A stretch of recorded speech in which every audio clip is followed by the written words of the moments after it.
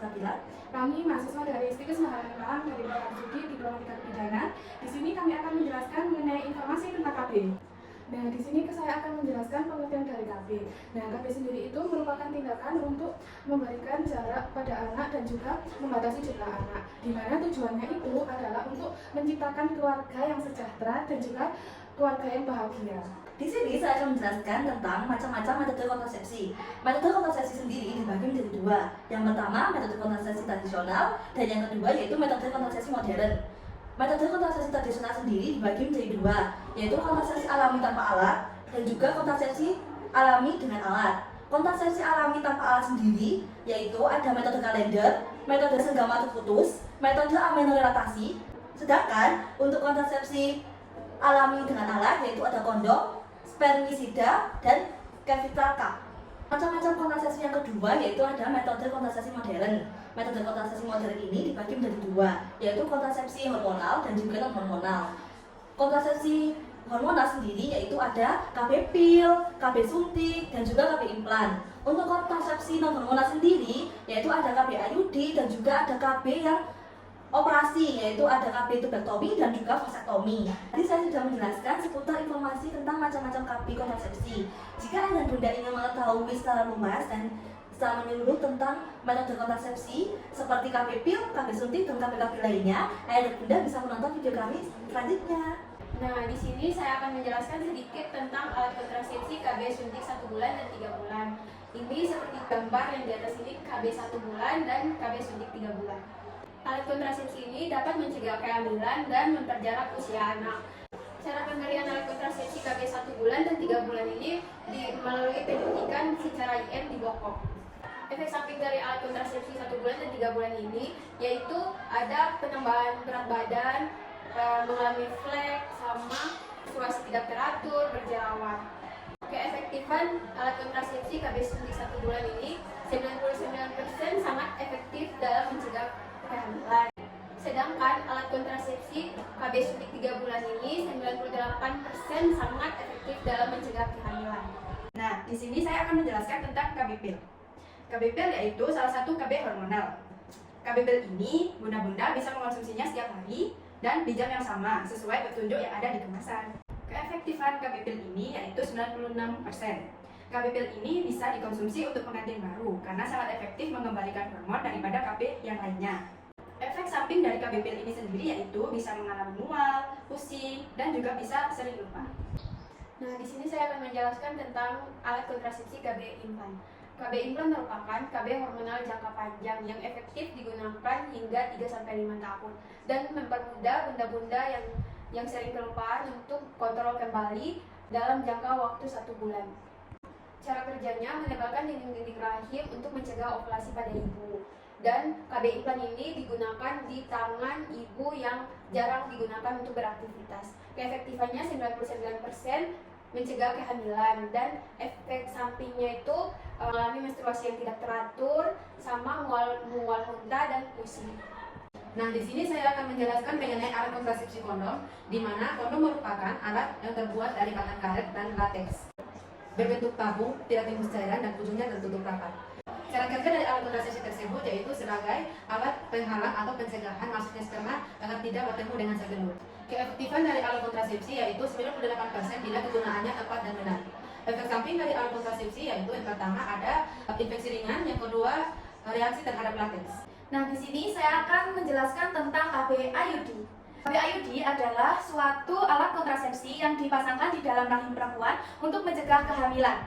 Bentuknya berbentuk T, ringan, kecil, dan bisa menyesuaikan bentuk rahim. Cara kerja kontrasepsi ini yaitu menghambat sperma masuk ke dalam sel telur karena tembaga pada alat kontrasepsi ini menyebabkan inflamasi steril yang toksik buat sperma. Dan keefektivitasan KB ini yaitu 99%.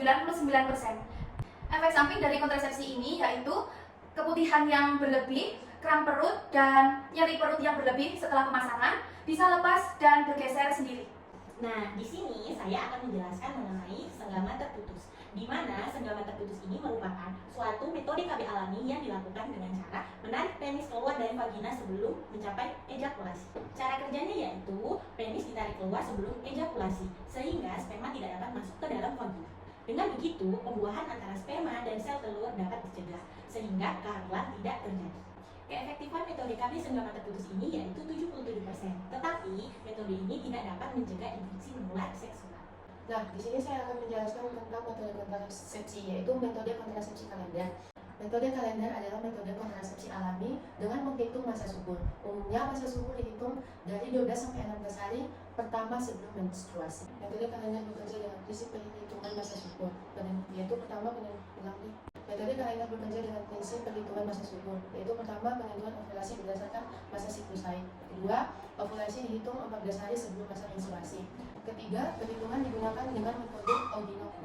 Sampingnya adalah bisa terjadi risiko kehamilan yang tidak diinginkan dengan efektivitas sekitar 75% sampai 88%. Nah, di sini saya akan menjelaskan alat kontrasepsi vasektomi. Kontrasepsi vasektomi ini merupakan suatu tindakan medis yang dilakukan dengan cara memotong atau mengikat saluran vas deferens tanpa menggunakan sayatan pisau bedah. Tindakan ini bertujuan untuk menghentikan aliran sperma dari testis sehingga tidak terdapat sperma dalam proses ejakulasi atau aksosperma. Cara kerjanya yaitu dengan cara menghambat atau mengikat saluran vas deferens agar tidak ada sperma yang tercampur dengan semen. Keefektivitasan dari alat kontrasepsi ini mencapai 99% dalam menghambat proses kehamilan. Selanjutnya ada alat kontrasepsi tubektomi atau alat kontrasepsi mantap pada wanita. Alat kontrasepsi tubektomi adalah suatu proses tindakan medis yang dilakukan dengan cara pembedahan atau dengan cara mengikat saluran tuba falopi agar sperma tidak bertemu dengan sel telur supaya tidak terjadi pembuahan. Cara kerja dari alat kontrasepsi tubektomi ini adalah dengan cara membedah atau mengikat saluran tuba falopi agar sperma tidak bertemu dengan sel telur. Efek samping dari penggunaan alat kontrasepsi ini adalah rasa nyeri di daerah pembedahan dan rasa kram pada perut. Keefektifan dari alat kontrasepsi ini mencapai 99% dalam menghambat kehamilan. Nah, di sini saya akan menjelaskan tentang metode MAL atau metode amenorelaktasi, di mana bunda hanya perlu memberikan ASI eksklusif atau ASI tanpa tambahan makanan apapun, dimulai dari 30 menit pasca persalinan sampai dengan 6 bulan lamanya. Dan setelah 6 bulan, bunda perlu memikirkan alat kontrasepsi lainnya. Saat bunda menyusui selama 6 bulan, itu tidak akan terjadi ovulasi sehingga tidak akan menjadi hamil, atau kemungkinan kehamilan pada kontrasepsi ini hanya 2% saja. Keuntungan dari kontrasepsi ini yaitu bisa memperkuat hubungan psikologi antara bunda dengan bayi bunda. Nah, berikut ada definisi kontrasepsi darurat.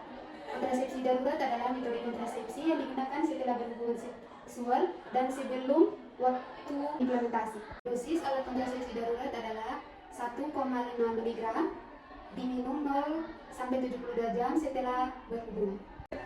Adapun efek samping dari alat kontrasepsi darurat ini, yang pertama mual dan muntah, yang kedua perdarahan tidak teratur, yang ketiga mudah kelelahan. Kemudian adapun efektivitas dari alat kontrasepsi darurat ini, yang pertama ECP yang mengandung UPA atau urid bestar asetat dan ECP yang berisi LNG atau levonorgestrel menunjukkan tingkat keberhasilan kehamilannya itu mencapai sekitar 1,2% hingga 2,1%. Dan alat kontrasepsi IUD tembaga ini menunjukkan tingkat keberhasilannya itu lebih dari 99%.